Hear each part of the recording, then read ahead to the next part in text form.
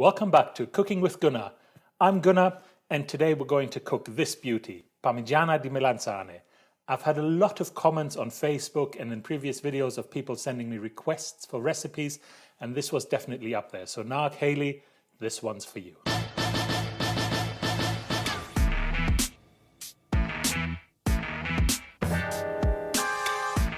Making Parmigiana di Melanzane can be broken down into three parts. The first part, the aubergine. For this, to make 4 servings, we need 3 medium-sized or 2 large aubergines. We need 3 eggs and a bit of all-purpose flour. Besides the aubergine, we're also going to make a tomato sauce. For this, we're going to need some passata. We're going to need some fresh basil, a bit of garlic, I prefer fresh garlic, and a couple of shallots. And then finally, to assemble the whole dish, we're going to need some finely grated Parmesan cheese, and we're going to need about 200 to 300 grams of mozzarella. In addition to this, as always, we need some olive oil and salt and pepper. That's all there is to it to make this fantastic dish. So let's get cooking. So the eggplant, to cut it, we're going to cut off the tip, cut off the end bit.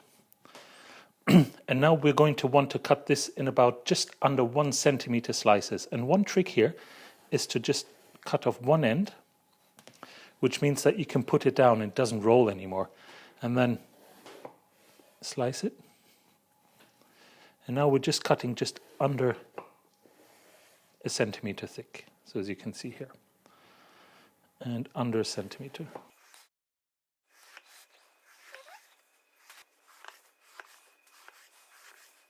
When you cut aubergine and when they're raw, they can be quite bitter. So to take some of this bitterness out of it, we are going to just soak it with a little bit of salt. And to do this, we're layering the aubergine, and then we're just going to sprinkle some salt over the top. Next layer, salt over the top, and there we go. So an important step in this is to put a bit of weight on top. So I like to put a plate, push it down a little bit, and then take a pot full of water and just put it on top. And this will help to squeeze out the liquid. So this whole thing we're going to leave for at least 1 hour for the aubergine to soften up. To make the sauce, we'll start by cutting our shallots. So as always, we cut the end off, cut it down halfway. This helps us to remove the outer layer. And these shallots, we'll dice them. We'll cut them lengthwise, make little slits into them, and then just chopping down, going along. And there we go. That's our shallot cut. Next thing, we're going to take our fresh garlic. We're going to cut the end off. Then we'll just give it a crack so that we can peel the sides off and just break off a couple of cloves of garlic. Cut the ends off, give them a good whack, which will allow us to just pop them out. And that's the mise en place done for the tomato sauce. Add about 3 tablespoons of extra virgin olive oil to the pan. And then we add our 2 garlic cloves. When the oil is hot enough, you can start seeing the garlic jump a little bit. You can start seeing bubbles form underneath the garlic. And it's at this point that we add our onions to the mix. Give it a bit of a stir. This lovely sizzle, you can hear that. And once the onions have become softer and a bit translucent, it's at this point that we add our passata.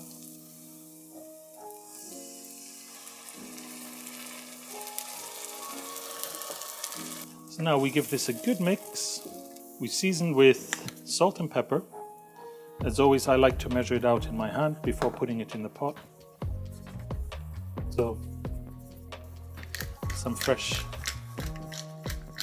pepper to the mix. Again, give it a good mix. There we go. So I take the basil leaves, and these can be whole, and just throw them in. No need to break them up. Just take your basil leaves, a good handful, and throw them into the sauce. Again, Give them a nice mix. If the passata is a little bit too sharp for you, as it can be for some people, you can add a bit of sugar. So I'm going to add just a pinch of sugar, maybe 2, there we go, to the sauce, just to take some of the sharpness out. Give it a good mix. Turn the heat right down to as low as it goes and leave this on the stove for at least half an hour. To prepare our aubergine for frying, we're going to need to put it in a bit of egg and then a bit of flour. So we're going to crack 3 eggs.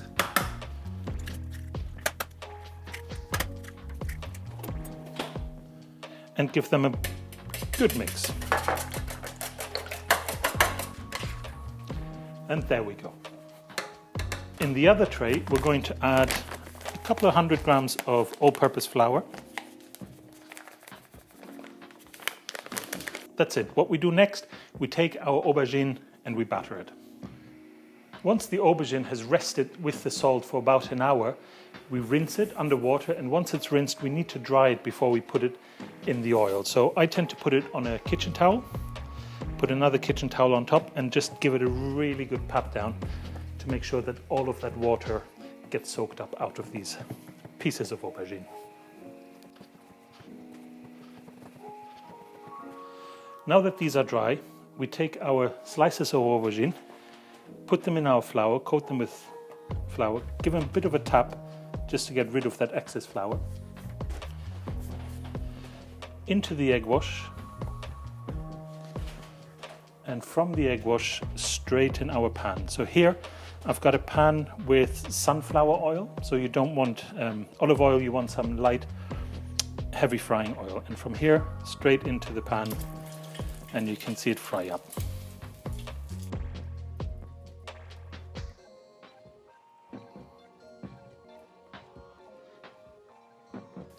Make sure to take your tongs or something else and give these a turn. Wait for them to become golden brown.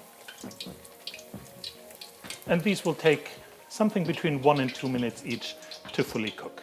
So these are now golden brown. We take them out, let them drip, put them in a bowl.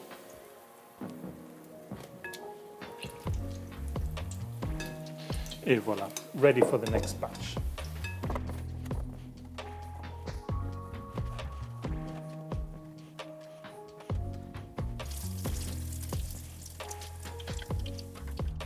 Just let them slide in.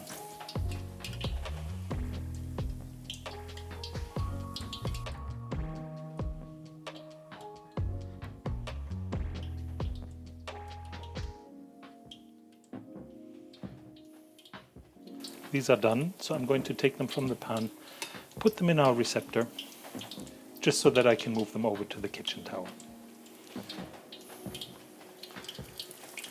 Once our aubergine has fried, we're going to place them on a bit of kitchen towel, just to get the excess fat out of these. Oh, these are quite hot. So, pat these down, just throw them on here. Take a bit more kitchen towel, place it over the top. Same thing here. Over the top. Give it a good press. You see all of this oil coming out. See all of this oil being soaked up. And there we are. We've got our eggplant cooked, ready to plate up. Now that we've prepared all of our ingredients, all that's left to do is to assemble it.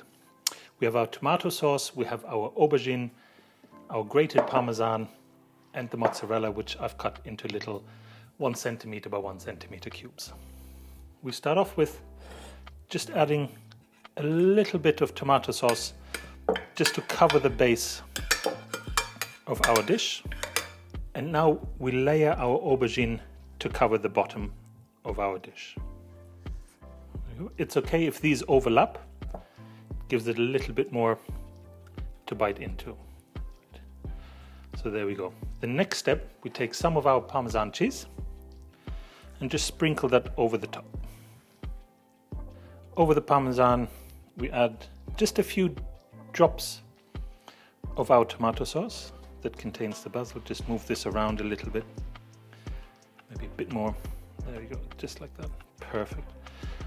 We're not making a lasagna, so it doesn't need to cover it all. And now we add a few of our cubes of mozzarella. Just dot these around. These are going to melt nice and tangy when you cut into it. There we go, just a few of these. And then we repeat the whole procedure. We add another layer of aubergine. There we go. And this time I do it in the correct order. We start with our tomato sauce, just sprinkle it over the top. Take some of our Parmesan, just lightly sprinkle that over the mixture. And then comes our mozzarella. Just again, a few cubes here and there, dotted around. Take the last of our aubergine. Yeah, I've got enough for one more layer. Perfect. There we go, just overlapping here. All the way overlapping towards the end.